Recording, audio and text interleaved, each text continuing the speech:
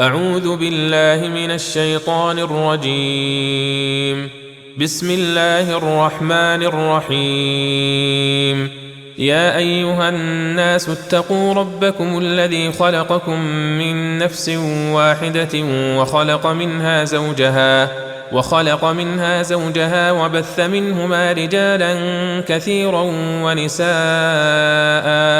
واتقوا الله الذي تساءلون به والأرحام إن الله كان عليكم رقيبا. وآتوا اليتامى أموالهم ولا تتبدلوا الخبيث بالطيب ولا تأكلوا أموالهم إلى أموالكم إنه كان حوبا كبيرا. وإن خفتم ألا تقسطوا في اليتامى فانكحوا ما طاب لكم من النساء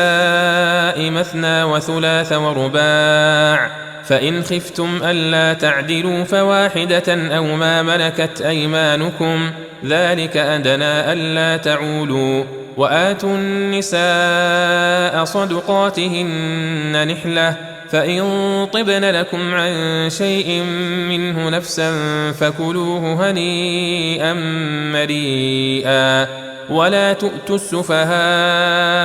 أموالكم التي جعل الله لكم قياما وارزقوهم فيها واكسوهم وقولوا لهم قولا معروفا. وابتلوا اليتامى حتى إذا بلغوا النكاح فإن آنستم منهم رشدا فادفعوا إليهم أموالهم ولا تأكلوها إسرافا وبدارا أن يكبروا. ومن كان غنيا فليستعفف ومن كان فقيرا فليأكل بالمعروف. فإذا دفعتم إليهم أموالهم فأشهدوا عليهم وكفى بالله حسيبا. للرجال نصيب مما ترك الوالدان والأقربون وللنساء نصيب مما ترك الوالدان والأقربون مما قل منه أو كثر نصيبا مفروضا. وإذا حضر القسمة أولو القربى واليتامى والمساكين فارزقوهم منه وقولوا لهم قولا معروفا. وليخشى الذين لو تركوا من خلفهم ذرية ضعافا خافوا عليهم فليتقوا الله وليقولوا قولا سديدا. إن الذين يأكلون أموال اليتامى ظلما إنما يأكلون في بطونهم نارا وسيصلون سعيرا. يوصيكم الله في أولادكم للذكر مثل حظ الأنثيين، فإن كن نساء فوق 2 فلهن ثلثا ما ترك وإن كانت واحدة فلها النصف. ولأبويه لكل واحد منهما السدس مما ترك إن كان له ولد، فإن لم يكن له ولد وورثه أبواه فلأمه الثلث، فإن كان له إخوة فلأمه السدس من بعد وصية يوصي بها أو دين. آباؤكم وأبناؤكم لا تدرون أيهم أقرب لكم نفعا فريضة من الله إن الله كان عليما حكيما. ولكم نصف ما ترك أزواجكم إن لم يكن لهن ولد، فإن كان لهن ولد فلكم الربع مما تركن من بعد وصية يوصين بها أو دين. ولهن الربع مما تركتم إن لم يكن لكم ولد، فإن كان لكم ولد فلهن الثمن مما تركتم من بعد وصية توصون بها أو دين. وإن كان رجل يورث كلالة أو امرأة وله أخ أو أخت فلكل واحد منهما السدس، فإن كانوا أكثر من ذلك فهم شركاء في الثلث من بعد وصية يوصى بها أو دين غير مضار، وصية من الله والله عليم حليم. تلك حدود الله ومن يطع الله ورسوله يدخله جنات تجري من تحتها الأنهار خالدين فيها، وذلك الفوز العظيم. ومن يعص الله ورسوله ويتعد حدوده يدخله نارا خالدا فيها وله عذاب مهين. واللاتي يأتين الفاحشة من نسائكم فاستشهدوا عليهن 4 منكم، فإن شهدوا فأمسكوهن في البيوت حتى يتوفاهن الموت أو يجعل الله لهن سبيلا. واللذان يأتيانها منكم فآذوهما، فإن تابا وأصلحا فأعرضوا عنهما، إن الله كان توابا رحيما. إنما التوبة على الله للذين يعملون السوء بجهالة ثم يتوبون من قريب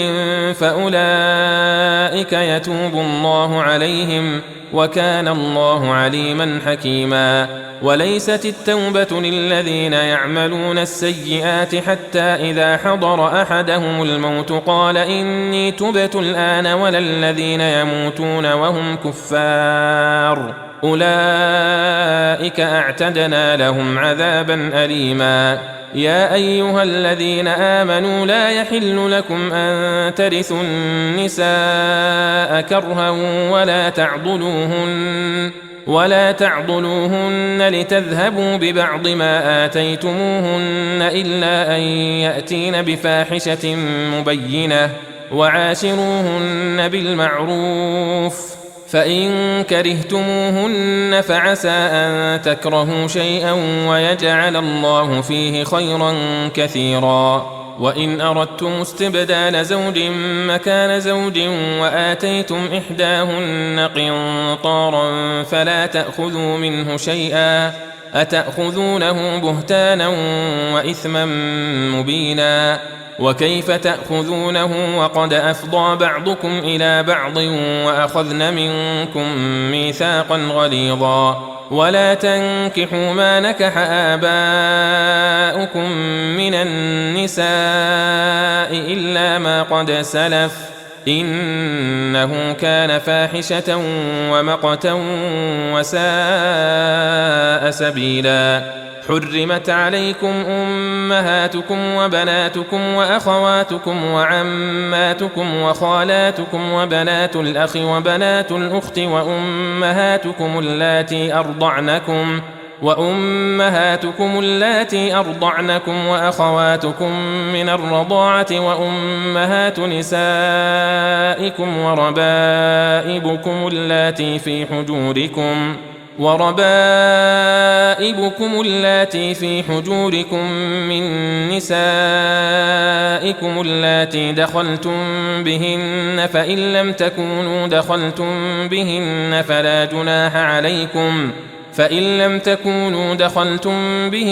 فلا جناح عليكم، وحلائل أبنائكم الذين من أصلابكم، وأن تجمعوا بين الأختين إلا ما قد سلف، إن الله كان غفورا رحيما. والمحصنات من النساء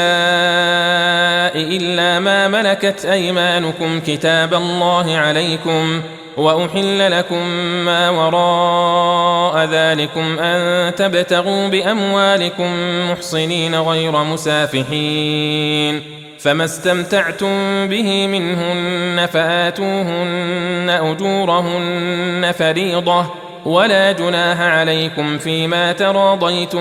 به من بعد الفريضة، إن الله كان عليما حكيما. ومن لم يستطع منكم طولا أن ينكح المحصنات المؤمنات فمما ملكت أيمانكم من فتياتكم المؤمنات، والله أعلم بإيمانكم، بعضكم من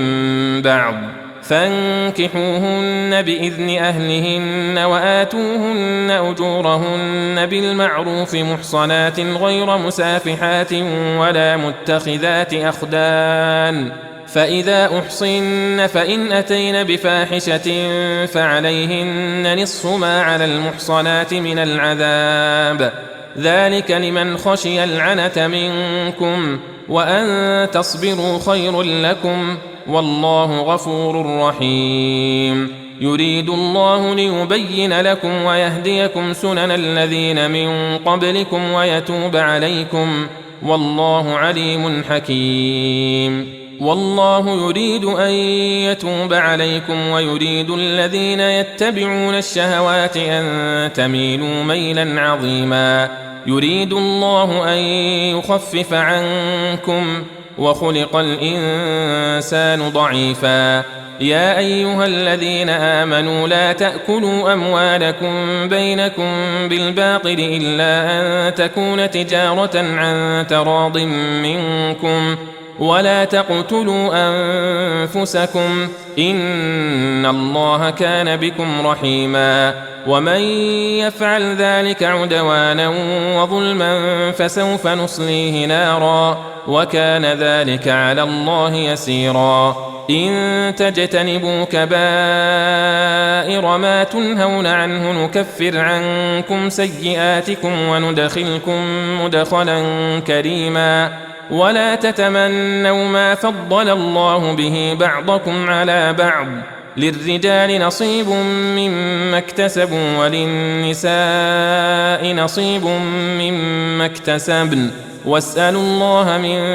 فضله، إن الله كان بكل شيء عليما. ولكل جعلنا موالي مما ترك الوالدان والأقربون والذين عقدت أيمانكم فآتوهم نصيبهم، إن الله كان على كل شيء شهيدا. الرجال قوامون على النساء بما فضل الله بعضهم على بعض وبما أنفقوا من أموالهم، فالصالحات قانتات حافظات للغيب بما حفظ الله، واللاتي تخافون نشوزهن فعظوهن واهجروهن في المضاجع واضربوهن، فإن أطعنكم فلا تبغوا عليهن سبيلا، إن الله كان عليا كبيرا. وإن خفتم شقاق بينهما فابعثوا حكما من أهله وحكما من أهلها إن يريدا إصلاحا يوفق الله بينهما، إن الله كان عليما خبيرا. واعبدوا الله ولا تشركوا به شيئا، وبالوالدين إحسانا وبذي القربى واليتامى والمساكين والجار ذي القربى والجار الجنب والصاحب بالجنب وابن السبيل وما ملكت أيمانكم، إن الله لا يحب من كان مختالا فخورا. الذين يبخلون ويأمرون الناس بالبخل ويكتمون ما آتاهم الله من فضله، وأعتدنا للكافرين عذابا مهينا. والذين ينفقون أموالهم رئاء الناس ولا يؤمنون بالله ولا باليوم الآخر، ومن يكن الشيطان له قرينا فساء قرينا. وماذا عليهم لو آمنوا بالله واليوم الآخر وأنفقوا مما رزقهم الله، وكان الله بهم عليما. إن الله لا يظلم مثقال ذرة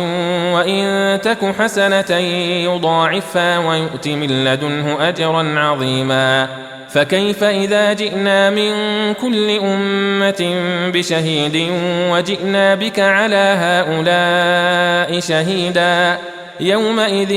يود الذين كفروا وعصوا الرسول لو تسوى بهم الأرض ولا يكتمون الله حديثا. يا أيها الذين آمنوا لا تقربوا الصلاة وأنتم سكارى حتى تعلموا ما تقولون ولا جنبا إلا عابري سبيل حتى تغتسلوا، وإن كنتم مرضى أو على سفر أو جاء أحد منكم من الغائط أو لامستم النساء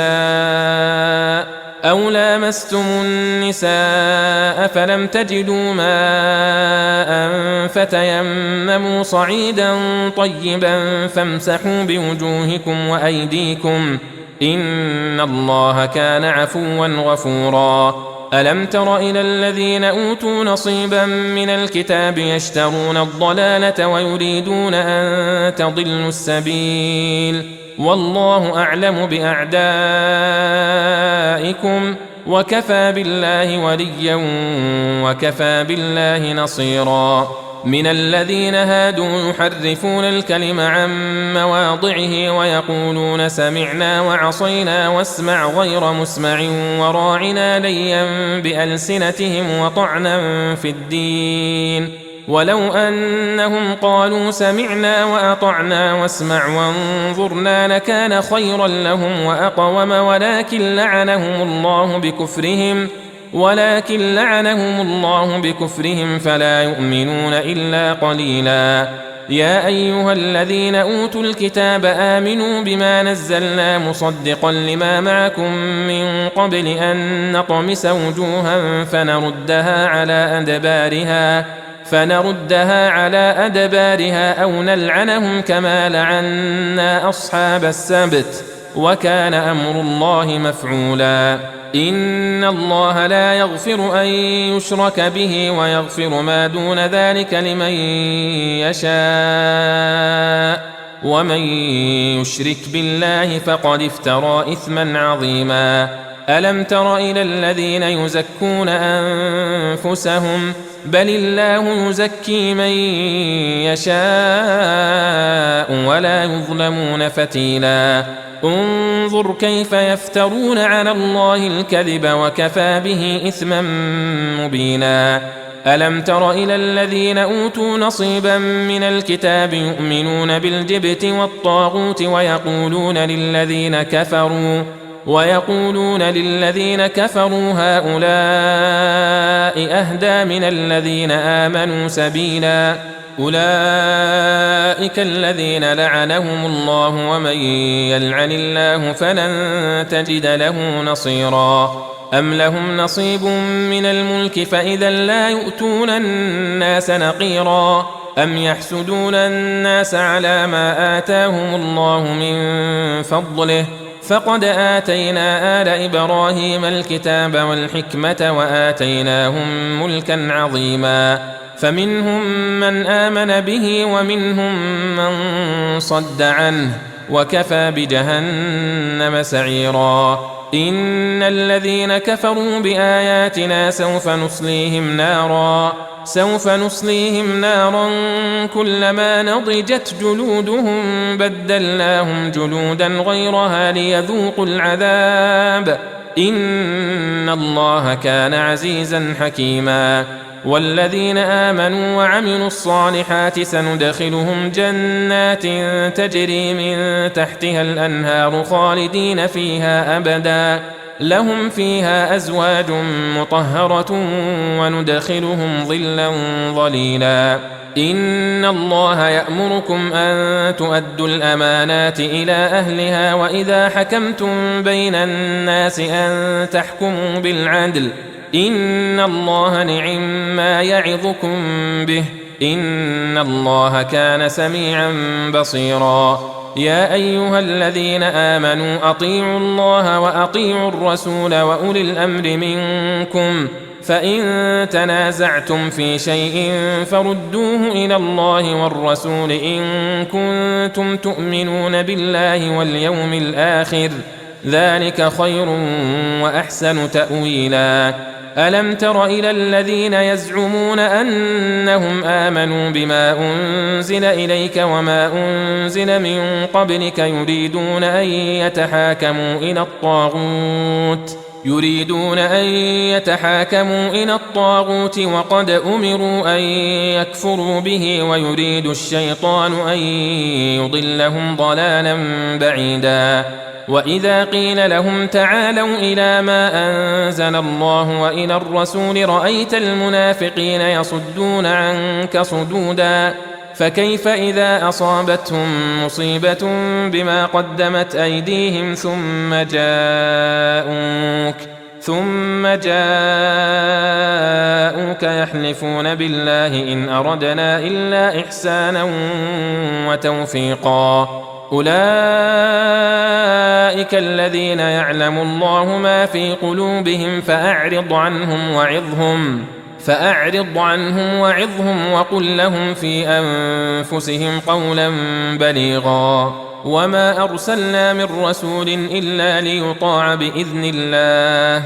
ولو أنهم إذ ظلموا أنفسهم جاءوك فاستغفروا الله واستغفر لهم الرسول لوجدوا الله توابا رحيما فلا وربك لا يؤمنون حتى يحكموك فيما شجر بينهم ثم لا يجدوا في أنفسهم حرجا مما قضيت ويسلموا تسليما ولو أنا كتبنا عليهم أن اقتلوا أنفسكم أو اخرجوا من دياركم ما فعلوه إلا قليل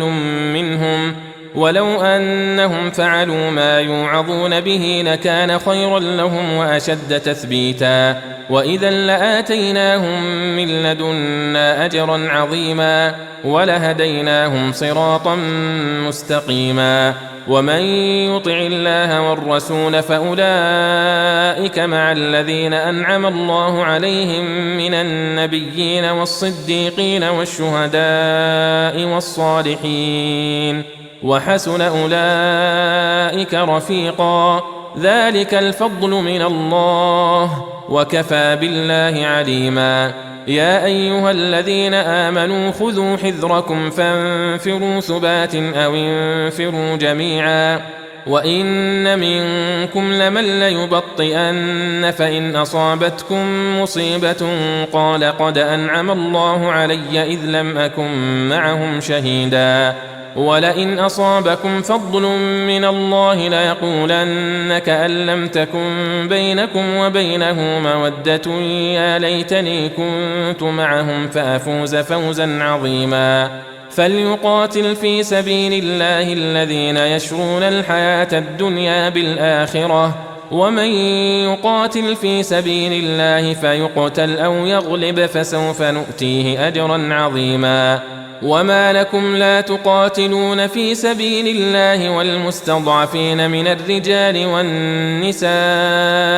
والولدان الذين يقولون ربنا أخرجنا من هذه القرية الظالم أهلها واجعل لنا من لدنك وليا واجعل لنا من لدنك نصيرا الذين آمنوا يقاتلون في سبيل الله والذين كفروا يقاتلون في سبيل الطاغوت فقاتلوا أولياء الشيطان إن كيد الشيطان كان ضعيفا ألم تر إلى الذين قيل لهم كفوا أيديكم وأقيموا الصلاة وآتوا الزكاة فلما كتب عليهم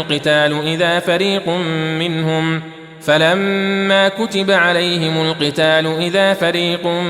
منهم يخشون الناس كخشية الله أو أشد خشية وقالوا ربنا لم كتبت علينا القتال لولا أخرتنا إلى أجل قريب قل متاع الدنيا قليل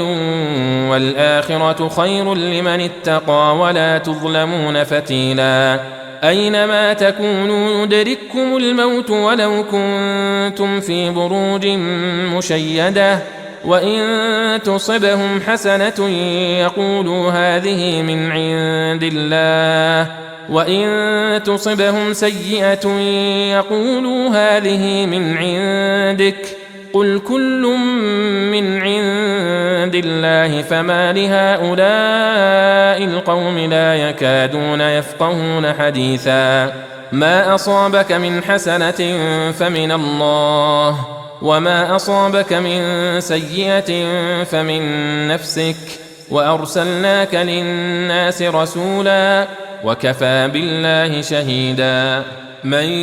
يطع الرسول فقد أطاع الله ومن تولى فما أرسلناك عليهم حفيظا ويقولون طاعة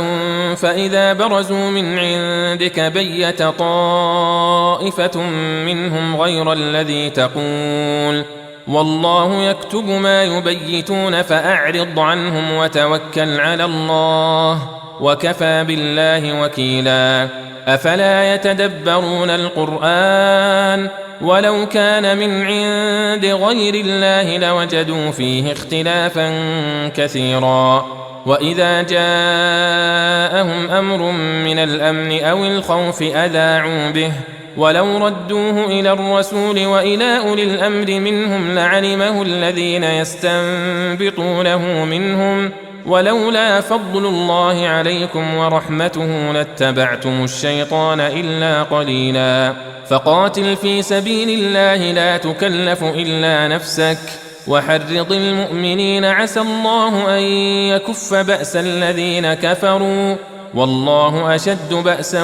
وأشد تنكيلا من يشفع شفاعة حسنة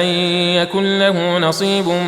منها ومن يشفع شفاعة سيئة يكن له كفل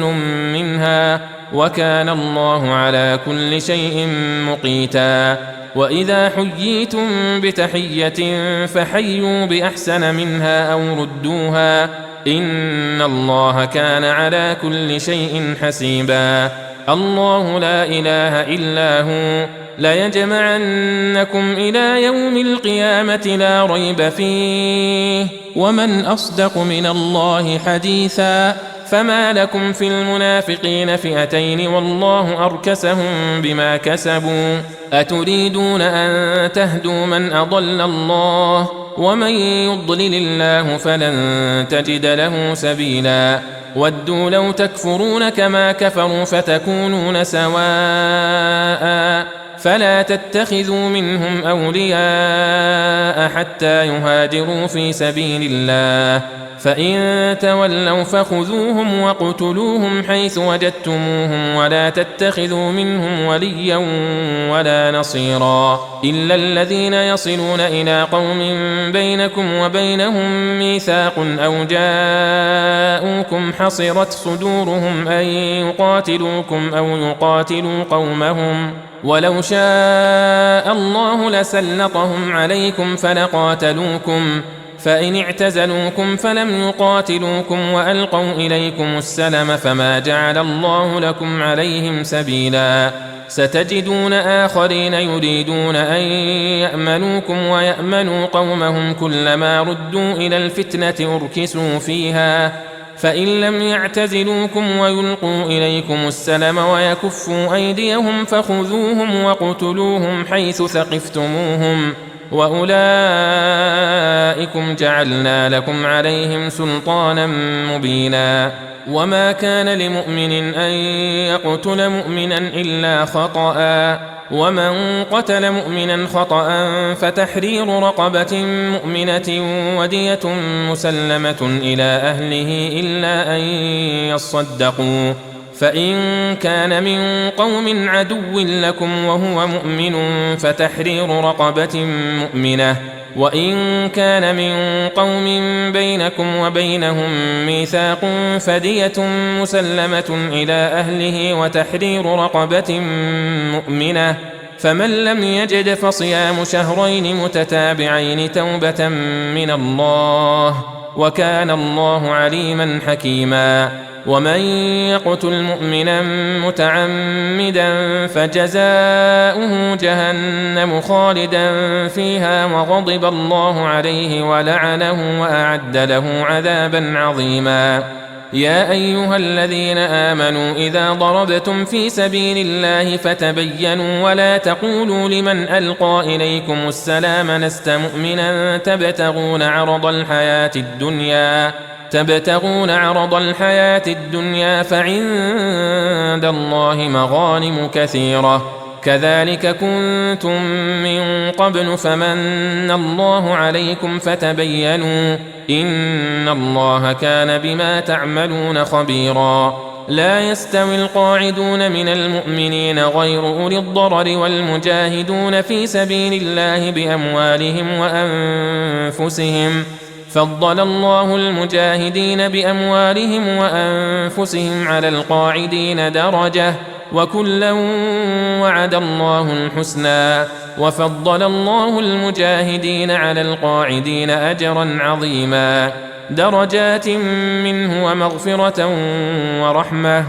وكان الله غفورا رحيما إن الذين توفاهم الملائكة ظالمي أنفسهم قالوا فيم كنتم قالوا كنا مستضعفين في الأرض قالوا ألم تكن أرض الله واسعة فتهاجروا فيها فأولئك مأواهم جهنم وساءت مصيرا إلا المستضعفين من الرجال والنساء والولدان لا يستطيعون حيلة ولا يهتدون سبيلا فأولئك عسى الله أن يعفو عنهم وكان الله عفوا غفورا ومن يهاجر في سبيل الله يجد في الأرض مراغما كثيرا وسعة ومن يخرج من بيته مهاجرا إلى الله ورسوله ثم يدركه الموت فقد وقع أجره على الله وكان الله غفورا رحيما وإذا ضربتم في الأرض فليس عليكم جناح أن تقصروا من الصلاة إن خفتم أن يفتنكم الذين كفروا إن الكافرين كانوا لكم عدوا مبينا وإذا كنت فيهم فأقمت لهم الصلاة فلتقم طائفة منهم معك وليأخذوا أسلحتهم فإذا سجدوا فليكونوا من ورائكم ولتأت طائفة أخرى لم يصلوا فليصلوا معك وليأخذوا حذرهم وأسلحتهم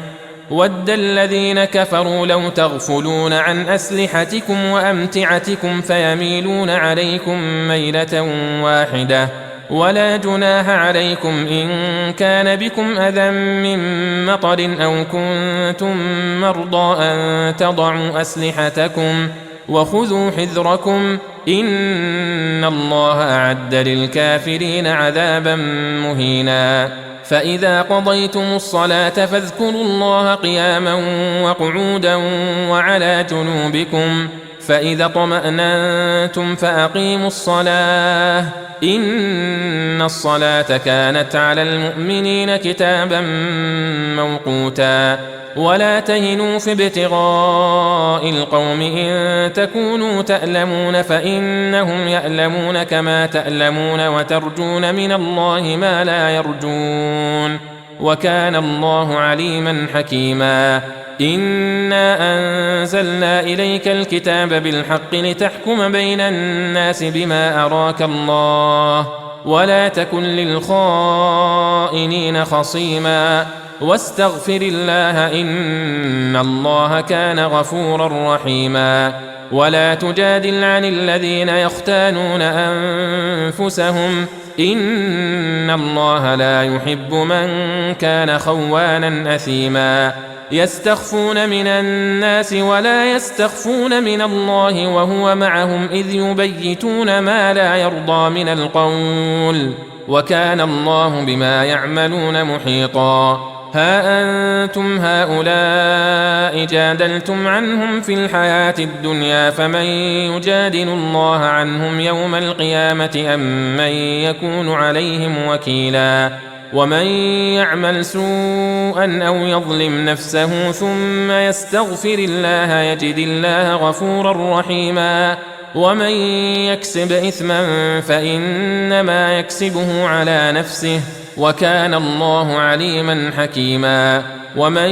يكسب خطيئة أو إثما ثم يرم به بريئا فقد احتمل بهتانا وإثما مبينا ولولا فضل الله عليك ورحمته لهمت طائفة منهم أن يضلوك وما يضلون إلا أنفسهم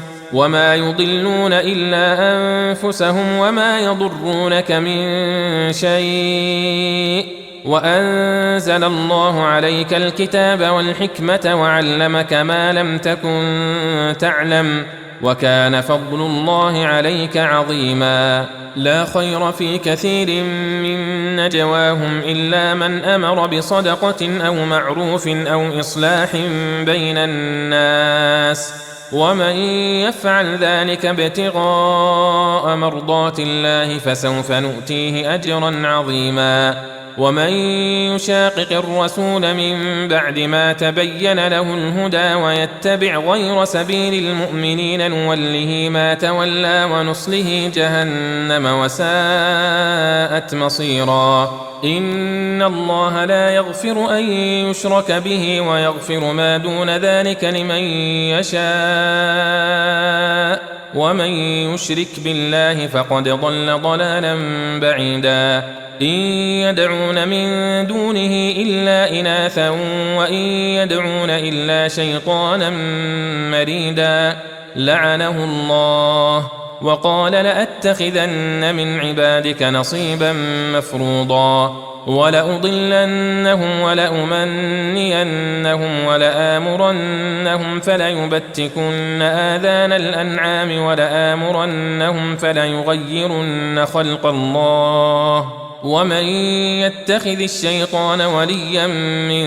دون الله فقد خسر خسرانا مبينا يعدهم ويمنيهم وما يعدهم الشيطان إلا غرورا أولئك مأواهم جهنم ولا يجدون عنها محيصا والذين آمنوا وعملوا الصالحات سندخلهم جنات تجري من تحتها الأنهار خالدين فيها أبدا وعد الله حقا ومن أصدق من الله قيلا ليس بأمانيكم ولا أماني أهل الكتاب من يعمل سوءا يجز به ولا يجد له من دون الله وليا ولا نصيرا ومن يعمل من الصالحات من ذكر أو أنثى وهو مؤمن فأولئك يدخلون الجنة ولا يظلمون نقيرا ومن أحسن دينا ممن أسلم وجهه لله وهو محسن واتبع ملة إبراهيم حنيفا واتخذ الله إبراهيم خليلا ولله ما في السماوات وما في الأرض وكان الله بكل شيء محيطا ويستفتونك في النساء قل الله يفتيكم فيهن وما يتلى عليكم في الكتاب في يتامى النساء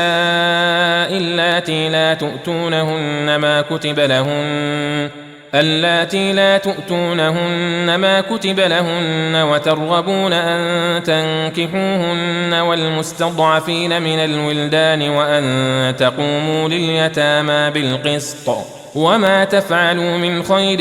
فإن الله كان به عليما وإن امرأة خافت من بعلها نشوزا أو إعراضا فلا جناح عليهما أن يصلحا بينهما صلحا والصلح خير وأحضرت الأنفس الشح وإن تحسنوا وتتقوا فإن الله كان بما تعملون خبيرا ولن تستطيعوا أن تعدلوا بين النساء ولو حرصتم فلا تميلوا كل الميل فتذروها كالمعلقة وإن تصلحوا وتتقوا فإن الله كان غفورا رحيما وإن يتفرقا يغني الله كلا من سعته وكان الله واسعا حكيما ولله ما في السماوات وما في الأرض ولقد وصينا الذين أوتوا الكتاب من قبلكم وإياكم أن اتقوا الله وإن تكفروا فإن لله ما في السماوات وما في الأرض وكان الله غنيا حميدا ولله ما في السماوات وما في الأرض وكفى بالله وكيلا إن يشأ يذهبكم أيها الناس ويأت بآخرين وكان الله على ذلك قديرا من كان يريد ثواب الدنيا فعند الله ثواب الدنيا والآخرة وكان الله سميعا بصيرا يا أيها الذين آمنوا كونوا قوامين بالقسط شهداء لله ولو على أنفسكم أو الوالدين والأقربين إن يكن غنيا أو فقيرا فالله أولى بهما فلا تتبعوا الهوى أن تعدلوا وإن تلموا أو تعرضوا فإن الله كان بما تعملون خبيرا يا أيها الذين آمنوا بالله ورسوله والكتاب الذي نزل على رسوله والكتاب الذي أنزل من قبل ومن يكفر بالله وملائكته وكتبه ورسله واليوم الآخر فقد ضل ضلالا بعيدا إن الذين آمنوا ثم كفروا ثم آمنوا ثم كفروا ثم ازدادوا كفرا لم يكن الله ليغفر لهم ولا ليهديهم سبيلا بشر المنافقين بأن لهم عذابا أليما الذين يتخذون الكافرين أولياء من دون المؤمنين أيبتغون عندهم العزة فإن العزة لله جميعا وقد نزل عليكم في الكتاب أن إذا سمعتم آيات الله يكفر بها ويستهزأ بها فلا تقعدوا معهم حتى يخوضوا في حديث غيره إنكم إذا مثلهم إن الله جامع المنافقين والكافرين في جهنم جميعا الذين يتربصون بكم فإن كان لكم فتح من الله قالوا ألم نكن معكم وإن كان للكافرين نصيب قالوا ألم نستحوذ عليكم ونمنعكم من المؤمنين فالله يحكم بينكم يوم القيامة ولن يجعل الله للكافرين على المؤمنين سبيلا إن المنافقين يخادعون الله وهو خادعهم وإذا قاموا إلى الصلاة قاموا كسالى يراءون الناس ولا يذكرون الله إلا قليلا مذبذبين بين ذلك لا إله هؤلاء ولا إله هؤلاء ومن يضلل الله فلن تجد له سبيلا يا أيها الذين آمنوا لا تتخذوا الكافرين أولياء من دون المؤمنين أتريدون أن تجعلوا لله عليكم سلطانا مبينا إن المنافقين في الدرك الأسفل من النار ولن تجد لهم نصيرا إلا الذين تابوا وأصلحوا واعتصموا بالله وأخلصوا دينهم لله فأولئك مع المؤمنين وسوف يؤتي الله المؤمنين أجرا عظيما ما يفعل الله بعذابكم إن شكرتم وآمنتم وكان الله شاكرا عليما لا يحب الله الجهر بالسوء من القول إلا من ظلم وكان الله سميعا عليما إن تبدوا خيرا أو تخفوه أو تعفوا عن سوء فإن الله كان عفوا قديرا إن الذين يكفرون بالله ورسله ويريدون أن يفرقوا بين الله ورسله ويقولون نؤمن ببعض ونكفر ببعض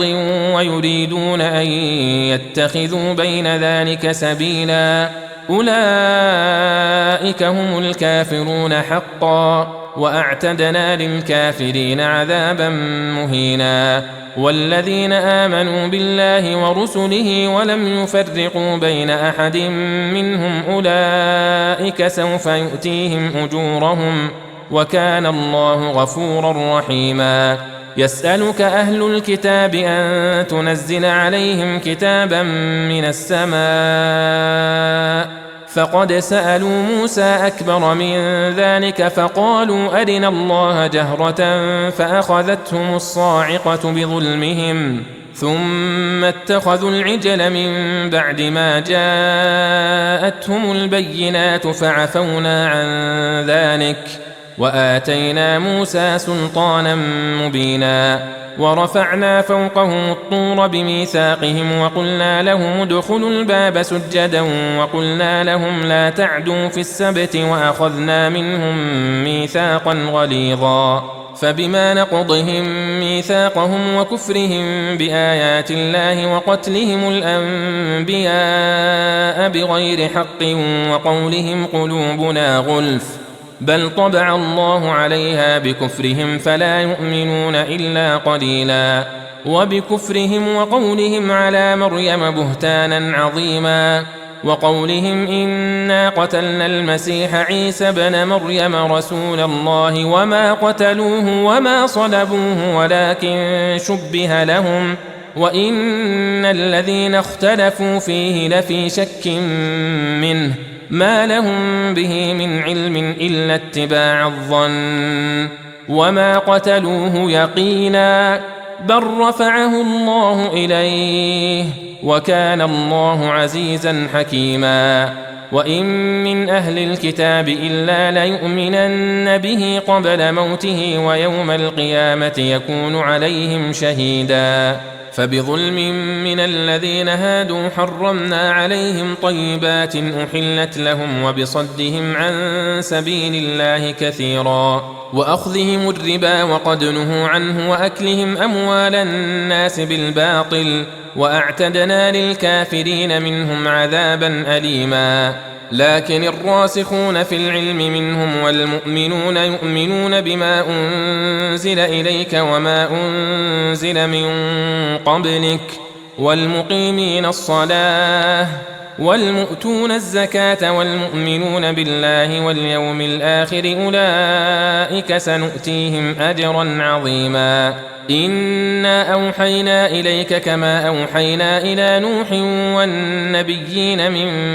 بعده وأوحينا إلى إبراهيم وإسماعيل وإسحاق ويعقوب والأسباط وعيسى وأيوب ويونس وهارون وسليمان وآتينا داود زبورا ورسلا قد قصصناهم عليك من قبل ورسلا لم نقصصهم عليك وكلم الله موسى تكليما رسلا مبشرين ومنذرين لئلا يكون للناس على الله حجة بعد الرسل وكان الله عزيزا حكيما لكن الله يشهد بما أنزل إليك أنزله بعلمه والملائكة يشهدون وكفى بالله شهيدا إن الذين كفروا وصدوا عن سبيل الله قد ضلوا ضلالا بعيدا إن الذين كفروا وظلموا لم يكن الله ليغفر لهم ولا ليهديهم طريقا إلا طريق جهنم خالدين فيها أبدا وكان ذلك على الله يسيرا يا أيها الناس قد جاءكم الرسول بالحق من ربكم فآمنوا خيرا لكم وإن تكفروا فإن لله ما في السماوات والأرض وكان الله عليما حكيما يا أهل الكتاب لا تغلوا في دينكم ولا تقولوا على الله إلا الحق إنما المسيح عيسى بن مريم رسول الله وكلمته ألقاها إلى مريم وروح منه فآمنوا بالله ورسله ولا تقولوا ثلاثة انتهوا خيرا لكم إنما الله إله واحد سبحانه أن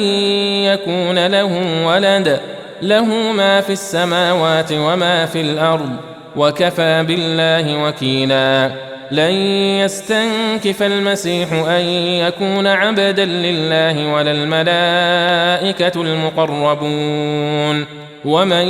يستنكف عن عبادته ويستكبر فسيحشرهم إليه جميعا فأما الذين آمنوا وعملوا الصالحات فيوفيهم أجورهم ويزيدهم من